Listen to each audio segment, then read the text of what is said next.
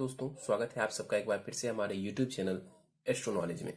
दोस्तों, आज की इस वीडियो में हम एक 22 वर्ष युवती की कुंडली का विश्लेषण करने जा रहे हैं, जिन्होंने अपने बर्थ डिटेल्स हमारे साथ शेयर किए हैं और एस्ट्रोलॉजी के माध्यम से ही अपने जीवन से जुड़े हुए कुछ प्रश्नों के उत्तर जानना चाहती हैं और साथ ही साथ चाहती हैं कि मैं इनकी कुंडली का पूर्ण विश्लेषण करूं।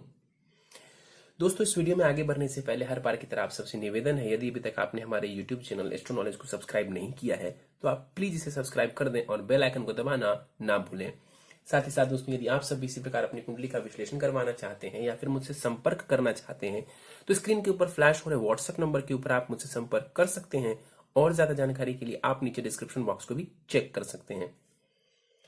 वापस आते हैं इस विश्लेषण के वीडियो के ऊपर और इनके कुछ प्रश्नों को मैं आप सबों के समक्ष रख देता हूं जिन्होंने पूछे हैं और जानना चाहती हैं अपने करियर को लेकर के, मेडिकल के फील्ड में जो है ये जानना चाहती हैं, उसकी प्रिपरेशन कर रही हैं, तो सफलता के योग कैसे हैं इसके बारे में इन्होंने पूछा है और इसके साथ साथ विवाह और धन से जुड़ा हुआ भी इनका प्रश्न है। तो इनके सभी प्रश्नों को हम आखिर में लेंगे, लेकिन सबसे पहले इनकी लग्न कुंडली की तरफ चलते हैं जो कि हमारे समक्ष है। इनकी लग्न कुंडली हमारे सामने है, वो प्रारंभ हो रही है 5 नंबर से। 5 नंबर यानी कि सिंह लग्न की कुंडली बन जाती है और चंद्रमा देखें तो मेष राशि में जाकर के विराजमान है, यानी इस जातिका की कुंडली बनती है सिंह लग्न एवं मेष राशि की। लग्न और राशि दोनों ही अग्नि तत्व प्रधान है, यानी कि जातिका जिद्दी स्वभाव की होगी, थोड़ी अग्रेसिव हो सकती है, गुस्से वाली हो सकती है। लग्न का मान देखें तो लग्न का जो मान है वो 5 डिग्री का है, यानी लग्न के पास बहुत ज्यादा बल यहां पर नहीं माना जाएगा।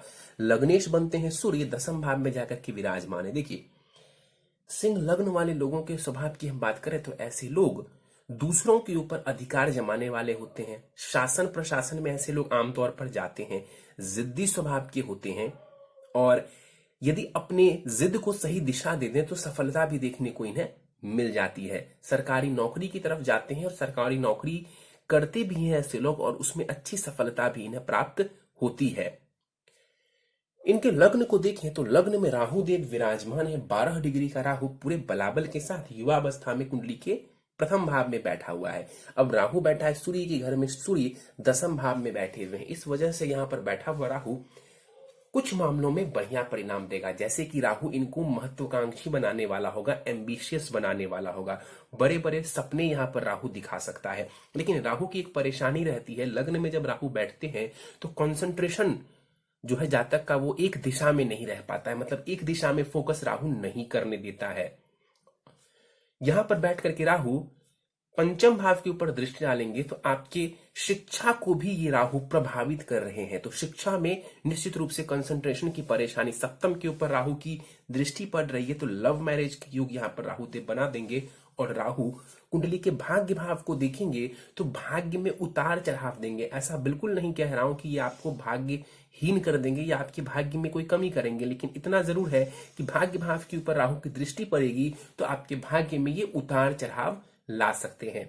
एक बात और देखिए, लग्न में राहु बैठा हुआ है, कहीं ना कहीं आपको भ्रमित कर रहा है ये राहु। अब चंद्रमा के ऊपर भी राहु की दृष्टि पड़ रही है, 9वीं दृष्टि चंद्रमा के ऊपर भी पड़ रही है, तो ये कंसंट्रेशन को और ज्यादा खराब कर सकता है। राहु से सीधे चले तो कुंडली के 7वें भाव में हम पहुंचते हैं। अब देखिए, राहु से केतु के बीच में कोई भी ग्रह मौजूद नहीं है, इसको हम कहते हैं कुंडली में काल सर्प दोष का बन जाना। काल सर्प दोष कोई बहुत बड़ा दोष नहीं है जिससे डरने की जरूरत है। काल सर्प दोष बस इतना कहता है कि जीवन में उतार चढ़ाव देखने को मिल सकते हैं।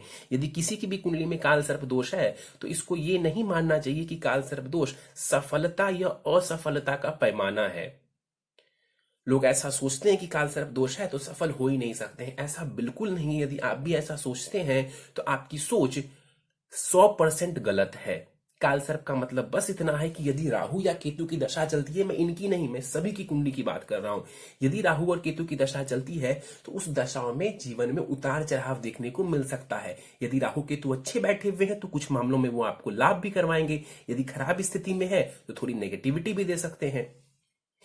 इनके 7वें भाव को यदि हम देखें तो गुरु और केतु विराजमान है। गुरु और केतु की युति से हम सभी को पता है कि चांडाल दोष का निर्माण होता है।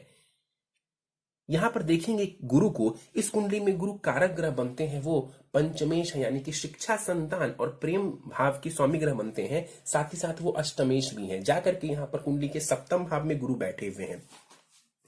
पंचमेश का जाकर के सप्तम भाव में बैठना ये भी प्रेम विवाह को दर्शाता है। यहाँ पर गुरु के डिग्री को देखेंगे तो गुरु 29 डिग्री के बैठे हुए मृत अवस्था का गुरु है, यानी कि गुरु का जो प्रभाव है वो बहुत ही कम पड़ रहा है।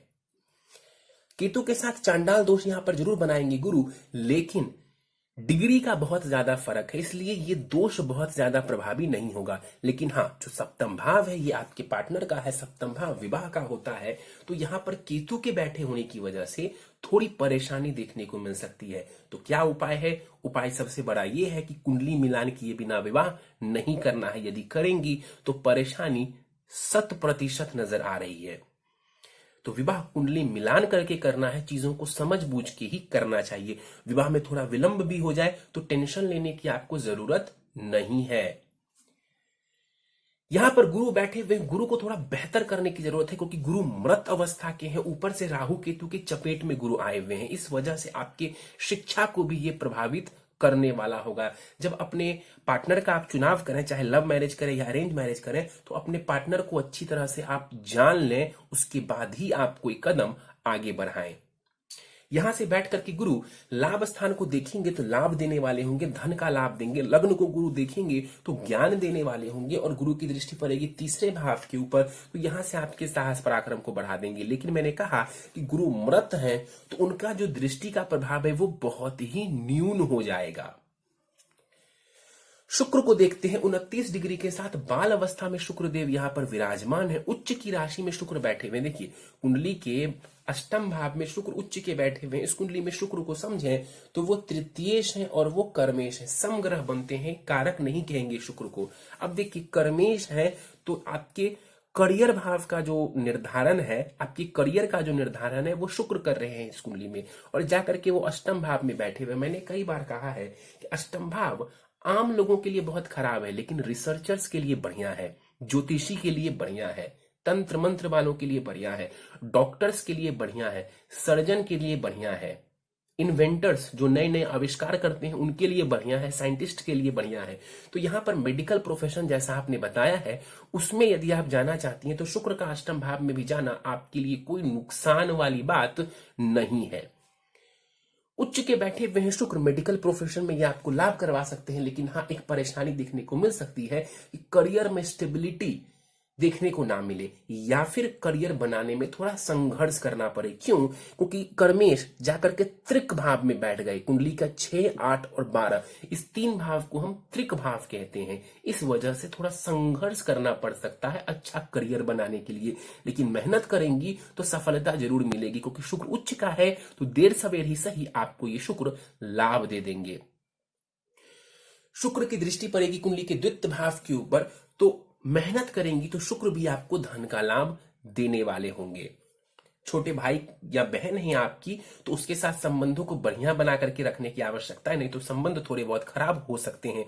उच्च का शुक्र यहां पर बैठा हुआ है, ससुराल पक्ष की तरफ से थोड़ा धन लाभ की स्थिति देखने को मिल सकती है।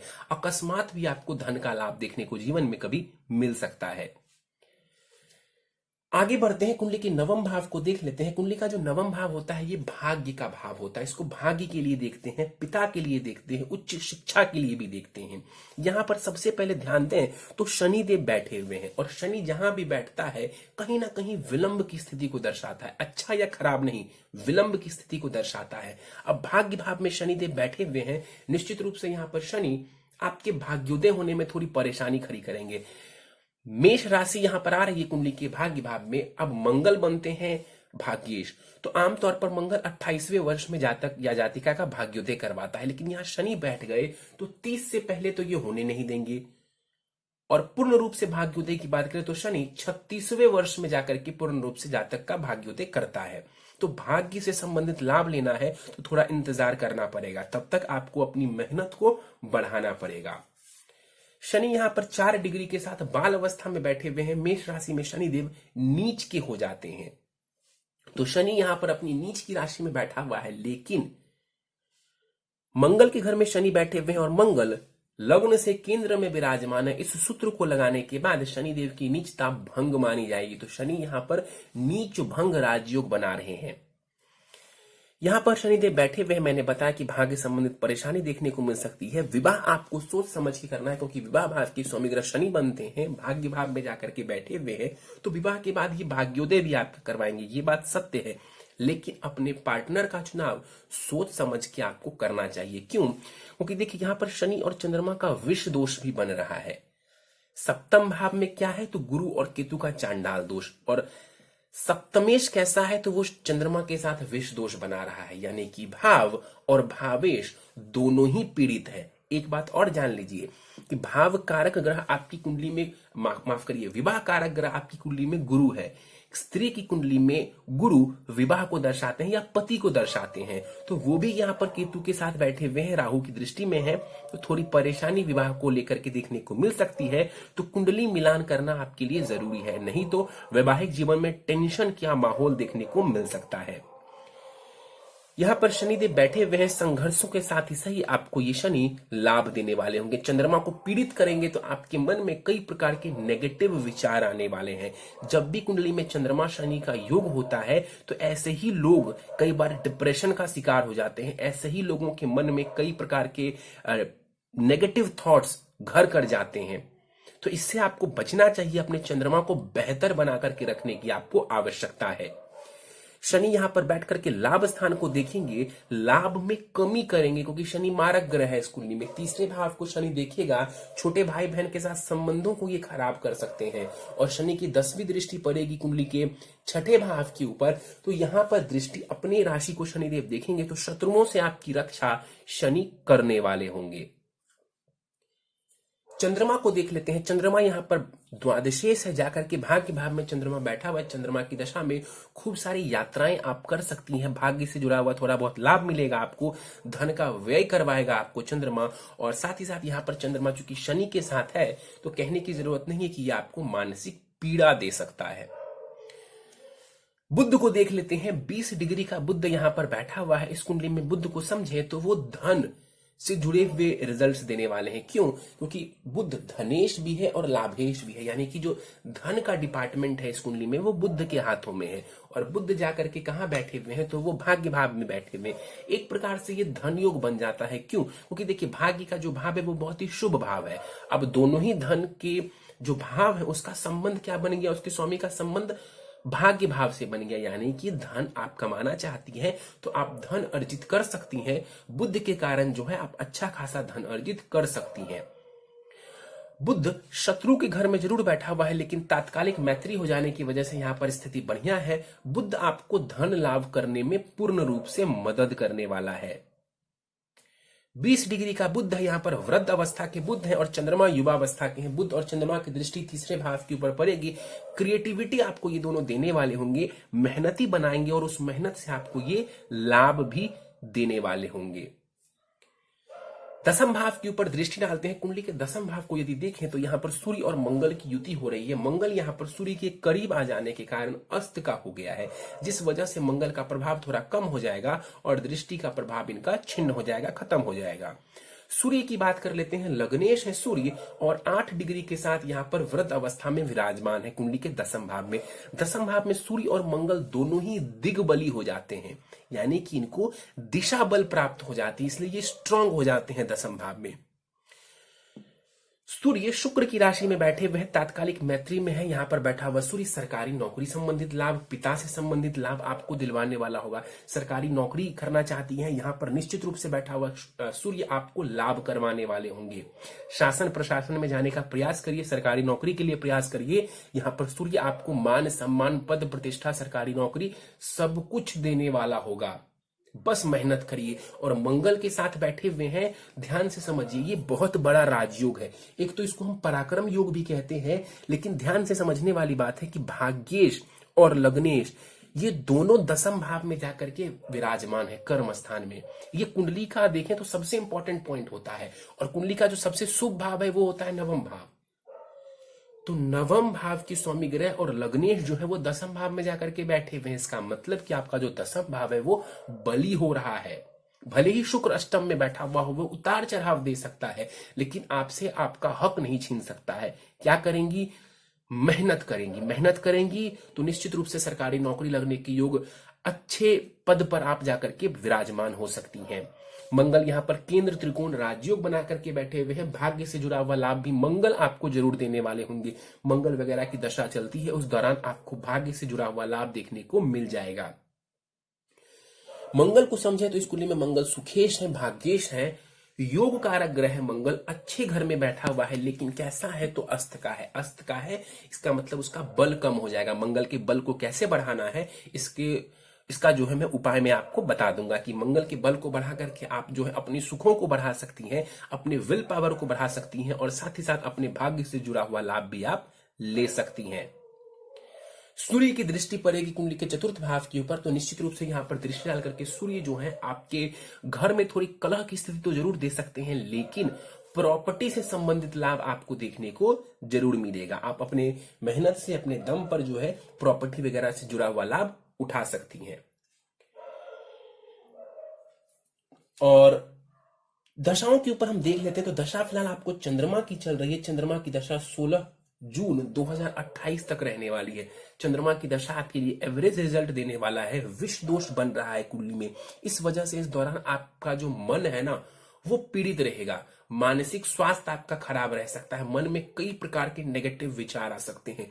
कुछ ज्यादा टेंशन लेने की जरूरत नहीं है। जो उपाय बताऊंगा उन उपायों को करेंगी, बढ़िया लाभ देखने को मिलेगा। इसके बाद आपको मंगल की जो महादशा आएगी 2028 में, वो करियर से जुड़े चीजों में, भाग्य से जुड़े चीजों में, धन से जुड़े मामलों में, प्रॉपर्टी से जुड़े मामलों में आपको बहुत कुछ देकर के जाने वाला है।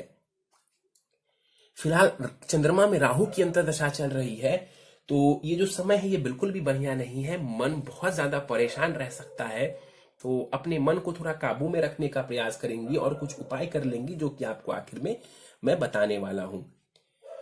सीधे इनके प्रश्नों को लेते हैं। इन्होंने बताया है कि जून में जो है इनके पिताजी की मृत्यु हो गई है। जानकर के दुख हुआ मुझे इस बात को। और इसके बाद ये जानना चाहती हैं कि मैं पढ़ाई करती तो हूं या करना चाहती तो हूं, पर मेरा मन नहीं लगता, यानी कि आपका कंसंट्रेशन वीक है। देखिए, पंचम भाव से हम शिक्षा को आमतौर पर देखते हैं। पंचम भाव के ऊपर राहु की दृष्टि, पंचमेश जो गुरु है उसके ऊपर राहु की दृष्टि, और आपका चंद्रमा और बुध, चंद्रमा मन का कारक, बुध विद्या का कारक, इसके ऊपर भी राहु की दृष्टि। मतलब जो आपका शिक्षा वाला जो क्षेत्र है ना, उसको पूरी तरह से राहु ने यहाँ पर बर्बाद किया हुआ है। और राहु क्या करता है? तो कंसंट्रेशन की परेशानी, मन को भटकाता रहता है, भ्रम की स्थिति उत्पन्न करता रहता है। और चंद्रमा तो वैसे ही शनि के साथ बैठ करके डैमेज हुआ पड़ा है। तो ये जो आप कह रही हैं कि मन मेरा नहीं टिक पाता है, मन नहीं लग पाता है, इसकी कुंडली में योग मौजूद है। कुछ उपाय आप कर लेंगी जिनसे आपको लाभ देखने को मिल जाएगा। और चंद्रमा की दशा चल रही है, तो मन वैसे भी परेशान रहने वाला है। मंगल की दशा में ये ज्यादा शिकायत आपको नहीं रहेगी। इसके बाद ये कहती हैं कि मैं मेडिकल की प्रिपरेशन कर रही हूँ, क्या मुझे सफलता मिल पाए? कि मेडिकल में सफलता मिलने के योग मौजूद है आपकी कुंडली में, लेकिन आपको लग करके पढ़ाई करनी होगी। आपके लिए आसान नहीं रहेगा। आसान वैसे तो किसी के लिए भी नहीं है कंपटीशन निकालना आसान, लेकिन आप समझें तो कंपटीशन भाव के जो स्वामी ग्रह है शनि, वो नीच की राशि में बैठे हुए हैं। और नीचता तो भंग हो रही है, ये प्लस पॉइंट है, लेकिन चंद्रमा के साथ ये विष दोष में है, यानी मन जो है ना आपका बहुत ज्यादा पीड़ित नजर आ रहा है। और जो शिक्षा भाव के स्वामी ग्रह है गुरु, वो केतु के साथ बैठे हुए राहु की दृष्टि में है। इस वजह से मन से जुड़ी हुई परेशानी आपकी कुंडली में ज्यादा नजर आ रही है। तो मन को बलवान रखेंगी तो परीक्षा में भी सफलता मिलने के योग मौजूद हैं। आपका अच्छा समय देखूं तो मई 2021 से चंद्रमा की महादशा में गुरु की अंतर्दशा आ रही है। मई 2021 से 17 मई 2021 से, तो वहां से समय आपका बढ़िया है। तो अपनी मेहनत को बढ़ा दें। अभी जो थोड़ा गड़बड़ समय चल रहा है, इसमें कंसंट्रेशन बनाए रखने की कोशिश करें, अपने विल पावर को स्ट्रांग रखें। अच्छा समय भी आपको देखने को जरूर मिलेगा और सफलता के योग मौजूद हैं। बस आप अपने मन को साधिए, अपने मन को कंट्रोल में करिए, और उसके लिए भी मैं आपको उपाय बताने वाला हूं। छोटे भाई के साथ झगड़ा होता है, मैंने बताया कि तीसरे भाव को यदि मैं देखूं तो छोटे भाई बहन के साथ झगड़ा होने के चांसेस मौजूद हैं। देखिए, तीसरे भाव से हम देखते हैं छोटे भाई या बहन, उसके भाव के स्वामी ग्रह जो शुक्र है वो जाकर के अष्टम भाव में बैठे हुए हैं, और शनि की दृष्टि भी तीसरे भाव के ऊपर पड़ रही है। तो इस वजह से छोटी मोटी परेशानी देखने को आपको मिल सकती है। बेस्ट करियर जानना चाहते हैं, देखिए मेडिकल का क्षेत्र है आपके लिए और दूसरा गवर्नमेंट की नौकरी। मैंने स्टार्टिंग में ही कहा कि सूर्य वाले जो लोग होते हैं उनको गवर्नमेंट की तरफ जाना चाहिए, वहां से लाभ भी मिलता है और आपकी कुंडली में तो सूर्य की स्थिति बढ़िया है, तो आप सरकारी नौकरी की तलाश करेंगी, सरकारी नौकरी का प्रयास करेंगी तो आपको मिल जाएगा। उसमें भी एसएससी वगैरह में आप जा सकते हैं या फिर टीचिंग का क्षेत्र, टीचिंग वगैरह के क्षेत्र में भी आप जाना चाहती हैं, आपको उसमें सरकारी नौकरी मिलने के चांसेस बहुत ही ज्यादा हैं। वैवाहिक जीवन के बारे में जानना चाहती हैं, बिल्कुल यहाँ पर लग्न चार्ट से मैं देखूं तो थोड़ी परेशानी बिल्कुल नजर आ रही है, इसलिए बिना कुंडली मिलान के विवाह करने की सलाह मैं आपको कभी भी नहीं दूंगा। हड़बड़ी में आकर के विवाह करने की सलाह मैं आपको कभी भी नहीं दूंगा। बिना सामने वाले को जाने पहचाने विवाह करने की सलाह मैं आपको नहीं दूंगा। डरा नहीं रहा हूं, आपको सचेत कर रहा हूं। इसके बाद और विवाह के ऊपर हम और ज्यादा फोकस करेंगे जब हम नवमांश कुंडली की बात करेंगे। इसके बाद इन्होंने पूछा है कि धन कमाने के योग कैसे हैं। कोई दिक्कत नहीं है, धन कमाने के योग बढ़िया मौजूद है, कोई दिक्कत परेशानी नहीं है। आप मेहनत करेंगे तो आपके पास धन टिकेगा, धन रहेगा। धन को लेकर के बहुत ज्यादा टेंशन लेने की आवश्यकता नहीं है। जॉब को लेकर के, सरकारी नौकरी को लेकर के, पद प्रतिष्ठा को लेकर के बहुत ज्यादा टेंशन लेने की आवश्यकता नहीं है। अपने मन को आप साध लेंगी तो जीवन की 60 से 70% परेशानी आपकी वैसे ही खत्म हो जाएगी। आखिरी सवाल है इनका कि मानसिक तनाव रहता है और माता जी से भी झगड़ा होता रहता है, उसकी योग पूरी तरह मौजूद है। चंद्रमा यानी कि मां, और वो चंद्रमा शनि के साथ विष्ट दोष बना रहा है, डाउन एक नेगेटिव पॉइंट बनता है। चतुर्थ भाव से हम माता को, सुख को देखते हैं। मंगल इस भाव के स्वामी ग्रह बनते हैं अस्त के जाकर के बैठे हुए, इस वजह से सुखों में भी थोड़ी कमी देखने को मिल सकती है। तो माता का ख्याल रखेंगी। आपके पिताजी नहीं रहे तो आपका ये कर्तव्य बनता है कि आप अपने माता जी का ध्यान रखेंगी, ना कि उनके साथ झगड़ा करेंगी। तो अपने चंद्रमा को थोड़ा बेहतर करिए ताकि आपका खुद का मन भी शांत रहे और आप जो है सामने वाले को भी खुश कर सकें। उपाय पर जाने से पहले नवमांश कुंडली को देखते हैं। नवमांश कुंडली में ग्रहों के बलाबल और विवाह की स्थिति को हम देखते हैं। नवमांश कुंडली आपकी 2 नंबर से प्रारंभ होती है, शनि लग्न में बैठे हुए हैं वहां पर, तो विवाह में विलंब की स्थिति देखने को मिल सकती है। यदि विवाह में थोड़ा विलंब भी हो जाए तो बहुत ज्यादा टेंशन लेने की आपको आवश्यकता नहीं है। मैं बिल्कुल ऐसा नहीं कह रहा हूं कि आप विवाह 30 के बाद करिए या बहुत विलंब से करिए। मैं बस इतना कह रहा हूं कि सोचकर, समझकर और आराम से सोच बूझ कर जो है आप आगे बढ़ेंगी। वहां पर देखा जाए ग्रहों की स्थिति, तो ग्रहों की स्थिति वहां पर ठीक नजर आ रही है। कोई बहुत ज्यादा परेशानी वैवाहिक जीवन में आपके D9 चार्ट में नजर नहीं आ रहा है। बस इतना नजर आ रहा है कि विवाह थोड़ा विलंब हो सकता है। क्यों? क्योंकि वहां पर सप्तमेश मंगल बनते हैं और वो शनि की राशि में जाकर के बैठे हुए। तो यहां पर भी देखें तो विवाह भाव के स्वामी ग्रह शनि बनते हैं, वो नीच के हैं, वहां पर भी शनि आपके सप्तम भाव को बहुत ही ज्यादा प्रभावित कर रहे हैं। इसका मतलब है कि शनि चाहते हैं कि आप विलंब से विवाह करें। थोड़ा विलंब से विवाह करेंगी, आपकी स्थिति बढ़िया रहेगी। सोच के, समझ के, मैच्योरिटी के साथ यदि डिसीजन लेंगी तो आपका वैवाहिक जीवन भी बढ़िया रहेगा। चलिए सीधे हम इनके लिए उपायों के ऊपर चलते हैं और प्रथम उपाय है इनके लिए, भगवान शिव की यथासंभव पूजा आराधना करेंगी। भगवान शिव की पूजा आराधना करने से ये जो काल सर्प दोष नजर आ रहा है, गुरु केतु का चांडाल दोष नजर आ रहा है, शनि चंद्रमा का विष दोष नजर आ रहा है, इन सब का समाधान एक ही है और वो है भगवान शिव। तो भगवान शिव की यथासंभव पूजा आराधना करेंगी। शिव चालीसा का सुबह शाम आप पाठ कर सकती हैं।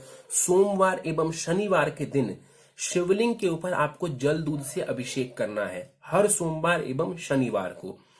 शनिवार के दिन संभव हो तो उस जल दूध में थोड़े काले तिल भी मिला देंगी। अभिषेक करते वक्त, शिवलिंग का अभिषेक करते वक्त मंत्र, मृत्युंजय मंत्र का जाप आपको करते रहना है। क्या है मृत्युंजय मंत्र? तो ओम त्रयंबकम यजामहे सुगंधिम पुष्टिवर्धनम उर्वारुकमिव बंधनान मृत्युर्मोक्षी यमामृतात्। इस मंत्र को बोलते हुए शिवलिंग के ऊपर आपको जल दूध से अभिषेक करना है। इससे आपकी कुंडली के ज्यादातर दोषों में कमी आ जाएगी। और ये जो काल सर्प दोष और फलाने दोष की मैं बात कर रहा हूं, इसका आपको कोई खास असर देखने को नहीं मिलेगा। नित्य ओम ब्रीम बृहस्पतये नमः, ओम ब्रीम बृहस्पतये नमः, इस मंत्र का 108 बार आपको जाप करना है। मूंगा रत्न धारण कर सकती है, संभव हो तो धारण कर लें आप। 7 रत्ती का मूंगा सोने में अथवा तांबे की अंगूठी में जड़वा करके दाहिने हाथ की अनामिका में आपको इसे शुक्ल पक्ष के मंगलवार की प्रातः काल को धारण कर लेना है। आखिरी उपाय है आपके लिए नित्य भगवान सूर्य को अर्घ देंगी। सुबह 6 बजे दें या 10 बजे दें, कोई दिक्कत नहीं है, लेकिन भगवान सूर्य को नित्य जल चढ़ाएंगी। उस जल में थोड़े लाल रोली भी आप मिला सकती हैं और वहीं पर खड़े होकर के 21 या 24 बार जो है आपको गायत्री मंत्र का जाप करना चाहिए, सूर्य के समक्ष ही खड़े होकर के। यदि आप ये 4-5 उपाय करती हैं जो आपको दिया गया है, तो आपकी कुंडली में मौजूद ज्यादातर जो दोष है उसमें कमी देखने को मिलेगी और ये कुंडली काफी हद तक आपको आपकी सहायता करेगा आपके ड्रीम्स को अचीव करने में। तो इन उपायों को करें, इन उपायों को सीरियसली लें ताकि आपका जीवन बेहतर हो सके, आपका जो फ्यूचर है, आने वाला जो भविष्य है, वो उज्जवल हो सके। चलिए, तो दोस्तों ये था इस 22 वर्ष युवती की कुंडली का विश्लेषण।